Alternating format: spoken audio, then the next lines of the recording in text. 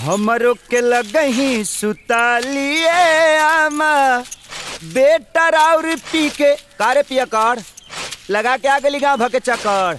सुना दम न्यूज तो हो जेबा फ्यूज। का बोल बा तार बाबूजी बुढ़ारी में खोजता रे पाड़ी का पाड़ी खोजता रे का केले बड़े ओका बिया के तैयारी करता रे 16 साल के मेरा रुलिया खातिर। अच्छा ए बाबू तेकरा के काट दिया था चल चल। देखा कितना बढ़िया जोड़ा लिया है लली बम्बई से अपने पटोहो खातिर श्री नारायण जी के आते। देखा कितना कहना बनवैले रहली सब अपने पटोहू अटे पर सब अपने मेहरारू के देते भाम। अब तक चट मंगनी और पट बियाह करब हम बहुत हो गए। हाँ अब कल के रह बियाह केकर बिया अरे आपन बियाह तू तो बियाह करे खातिर तैयार न बाड़ा तो हम सोचते हम ही बियाह कर ली। अरे कम से कम चौका चूल्हा झाड़ू बर्तन से तो छुट्टी मिली। अरे बाबूजी बुढ़ारी में सेठिया गल बनी कार हुआ। हाँ अब रो से के बियाह करी। Sexy lady in the floor, give me chance one more, और हम माई बनम तोर। ए, कहीं और जाकर रिश्ता जोड़। आई देखा तार इस गोड़ मारे में बचुआवे लगबे लोर। अरे बाजी सहनाई अब मिलन रुते आई हम बनम तो हर माई अखुली जवनिया के राज पलंगरी टूटी आज। हाय हाय पलंगरी डंटवा रे। टूटी आज। अरे डहरी मारी के मारी का ए, मारी। खबरदार अपने होके वाली माई पर हाथ उठौलता। अरे बेटा बन गइल बाप के दुश्मन। हाय हाय चली चली चली रवा चली चली चली तार तो मुंह मुझाओ सो तार मुंह तो दे चल चल आय आय आय चल आय हमर राजा। का काकी ई बाबूजी के का हो गइल बा बुढ़ापा में बियाह के भूत धइले बा। अरे ई भूत के असर ना है ये तो दवाई के असर है। दवाई कैसन दवाई। अरे लासा राम बाबा के। कृष्ण कन्हैया ताता थैया राधे राधे राधे। काकी ई लासाराम की तमासाराम ई कौन साधना।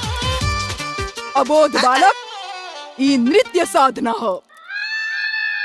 बाबा क्षमा करी ये लइका बड़ा कष्ट में बा।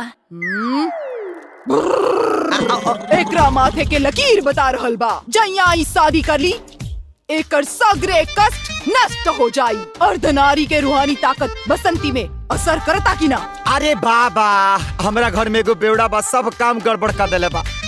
बसंती वाला दवा हमरा बाबूजी के पिया देले बा उहो पूरा शीशी।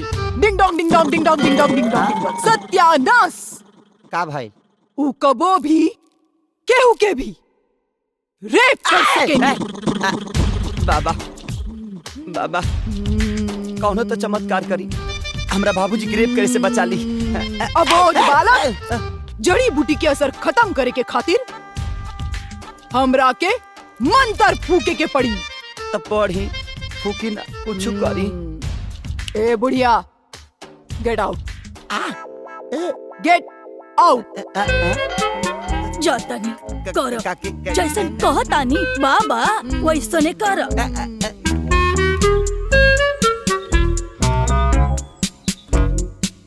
बालक हाँ बोली। कपड़ा उतारा बालक। का कपड़ा वहाँ से उतारा यहाँ बैठ जाओ। ये कौन साधना कराइए भाई।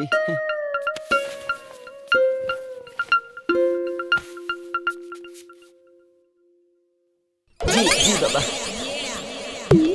आबरा के डाबरा माया के जाल आबड़ा के डाबड़ा माया के जाल। बाबू हमार खोजे तारे कोरा माल। ए, ए! ई कौन मंत्र ह? बाबू हमार खोजा तारे कोरा माल। बाबू के छूट जाए भोग सुखंतम। बाबू के छूट जाए भोग सुखंतम। तरर पम पम तरर पम पम। तरर पम पम तरर पम पम। बच्चा हाँ बिना भोग के जोग न जागेला।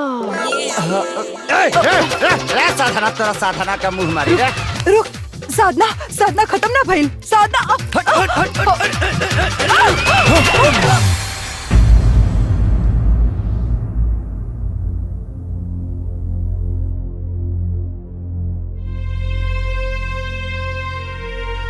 सॉरी साजन तोहर प्यार पावे खातिर एक कुल ड्रामा करे के पड़ल।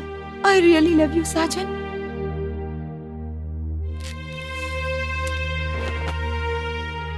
I really love you saajan. हमरा के गलत मत समझी। अभी सच्चाई पता चल जाई। चल कपड़ा उतार, उतार कपड़ा। ते हमसे प्यार नु करेली अपन जान से ज्यादा। तो उतार कपड़ा, उतार। ये कौन तरीका प्यार जतावे के? हमरा यही तरीका आ गेला। उतार कपड़ा। खत्म हो गई तोर प्यार। हाँ? आज के बाद से हमारा सामने कब्बो झूठा प्यार के बिन मत बचाइए, ना तो तोरा इज्जत के ऐसा बाजा बजाई कि दुनिया में मुंह दिखावे लायक ना रहे। रुक जा साजन, अगर तोहर नजर में प्यार के मतलब हवस है तो आवा मिटा ला अपन हवस के भूख, लांग दा अपन मर्यादा की रेखा, उतार के फेंक दा हमार संस्कार के गहना। तोहरा हमार जिस्म का हमार जान भी हाजिर बा। तोहर प्यार में हमरा के केहू उल्टा कही, हम ओके गाली ना सम्मान समझो। आवा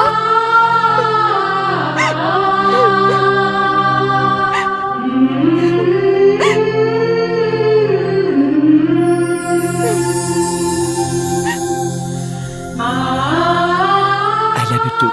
I really love you. चाचा हाँ? होय लासा रम के लासा सोटी की ना। सटी काहे न सटी। अब बता। नो उल्लू बनाविंग, नो उल्लू बनाविंग, नो उल्लू बनाविंग। कार सजनवा दवाई मिल गईल। उल्ला सरम बाबा कहाँ बानी? बतिएबो ड्रामा। हाँ? सब जना मिल के हमके उल्लू बना लो। आई 50 किलो के फूल के माला हमारा घर में झुलुआ की तरह झुला दे लो। हाँ? ए बिटिया, अब बतावा का विचार बा? अरे अपने घर का पता ठिकाना बताइबू तब न जाके बात करब बिया है का? हम खुशहाल टोला के धनेश्वर सिंह की बेटी हैं। धनेश्वर से होइए वही जो राम रचि राखा। 15 साल पहले जो रिश्ता का शुरुआत भइल रहे, आज वे बंधन में बंधे खातिर तैयार हो गई। कैसा रिश्ता बाबूजी? बेटा, तू लोग जब बहुत छोटा रहला तब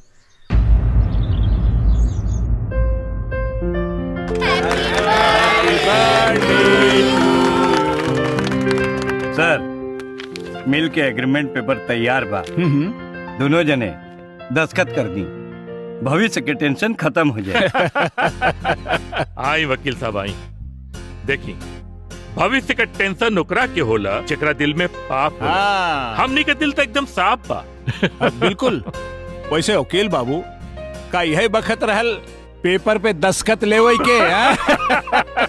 जाए आनंद करी, जाए आनंद करी, रहुआ ऐश करी। मालिक, मिल से रहुआ ला बहुत जरूरी फोन आइल बा।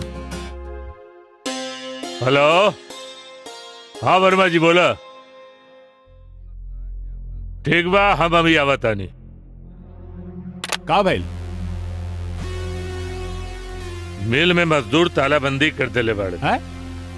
कहत जब तक मैनेजमेंट उ लोगन का डिमांड पूरा न करी काम न होई।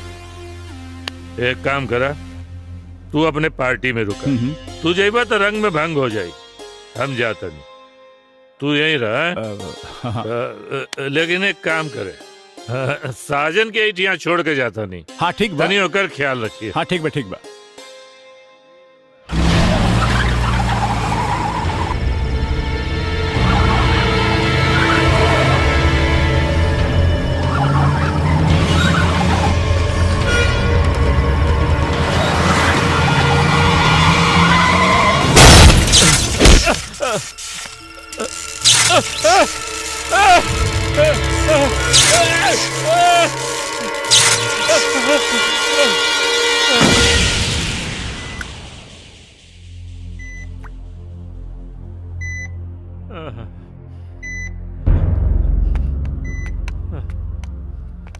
डॉक्टर साहब, कहा हो गए डॉक्टर साहब? हम ठीक हो जाए ना? देखिए, एक तो एक्सीडेंट, दूसरा बिजली का झटका। इन दोनों की वजह से आप मानसिक और शारीरिक तौर पे इतने कमजोर हो गए हैं कि आपको अपनी देखभाल के लिए किसी को 24 घंटे अपने साथ रखना पड़ेगा। डॉक्टर साहब, हम है ना, हम करब बाबूजी के सेवा। बाबूजी के तनिको तकलीफ ना होए दे।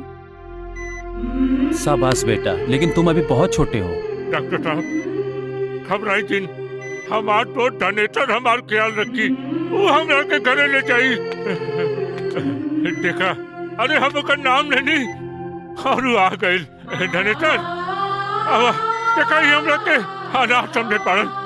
नहीं नहीं, आप बिल्कुल परेशान मत होइए, समय के साथ सब कुछ ठीक हो जाएगा। आप थोड़ा धैर्य रखिए, आप परेशान बिल्कुल ना हो। अब डनेटर तू हमरा के घरे ले चल बना। मरीज की यारी बीमारी से होला, और मरीज घर में ना अस्पताल में ही रहेला। और जौना दोस्ती तू दुहाई दे रहल बड़ा, वही दोस्ती खातिर आज हम यहाँ आयल बानी। ई ले कुछ रुपया और ले जाए किनकरा के पागल खाना में भर्ती कर दे। हाँ, और आज के बाद हमारा से कोनो उम्मीद मत करिया, समझा? चला। रुक जा डनेटर। बाबूजी, डनेटर। बाबूजी, बाबूजी, बाबूजी, बाबूजी कहो तो, बाबूजी ना, ना बाबूजी, बाबूजी शांत हो जाए, बाबूजी, ना बाबूजी, डॉक्टर साहब जल्दी आइए, बाबूजी शांत हो जाए, बाबूजी। सब कुछ रहते हुए भी बेटी तोहार बाप हमनी के भिखारी बना देलस, दर दर का ठोकर खाए पर मजबूर कर देलस। लेकिन हम फिर भी बहुत खुश बानी, कहे थे कि दुनिया का सबसे बड़ दौलत हमार बेटा हमरे पास बा। युग युग से बाप बेटा का परवरिश करत आइल बा, लेकिन हमार बेटा तमाम दुख सह के भी हमार परवरिश कैलस।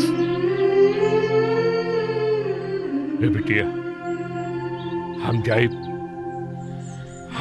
तोहरे बाप के पास और 15 साल पुराना रिश्ता के फिर से जीवित करब।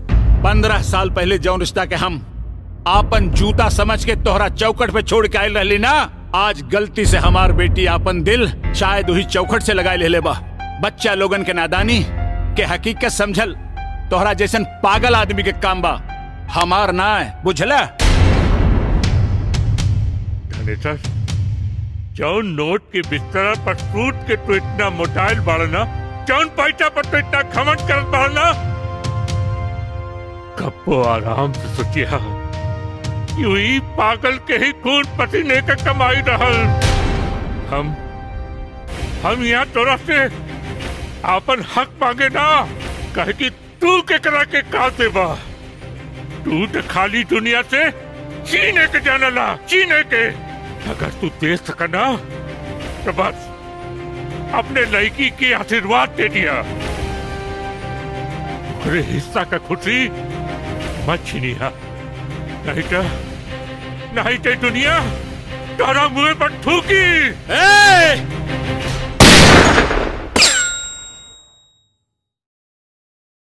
ई गोली तोरा सीना के पार हो सकत रहे, बाकी तोरा औकात नहीं खे कि गोली की कीमत भी वसूल हो सके। जिंदगी भर तू खाली नफा नुकसान सोचले पड़े, जितना हिसाब किताब लगाए के बाद ना लगा ले। जीरो से शुरू भइल बाटे और जीरो पर आकर खत्म हो जाए और रह जाई खाली याद। यही से कह रहल बानी कि कौनो ऐसन काम कर जो कि जैसे आगे आए वाला पीढ़ी तरक्की याद रखे। जगत इतिहास में हमेशा राजा महाराजा का नाम दर्ज होला, तारीख तोहरे जैसन पागल आदमी के कभो ना दोहरावेला। चल जो यहाँ से, न तो हमारे हाथ मरई बे अखबार के कोनो पन्ना में तोहरो नाम दर्ज हो जाई। जो यहाँ से।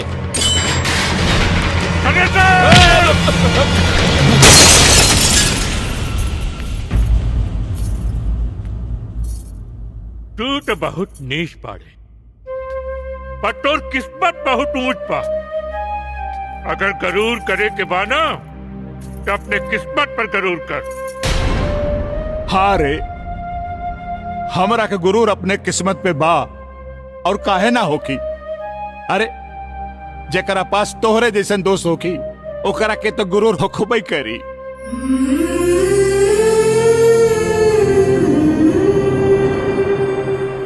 ना ना आपके बेर तू ना हम। अरे भाई 15 साल की दूरी कम से कम 15 कदम चल के हमरा के तय करे दो। कौनो तो एगो कारण होखी जौना खातिर लोग बाग हमरा के याद करी आए।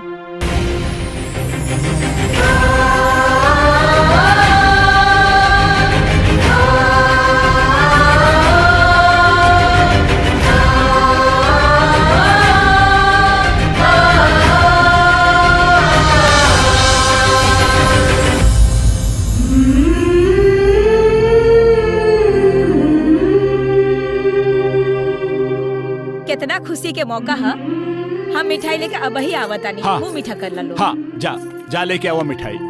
जगत आवा आवा बैठ।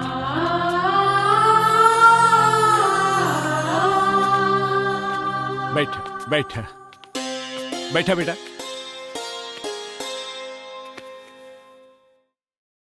हमारा के माफ कर दे भाई। कहा कहत बाड़ा देखा।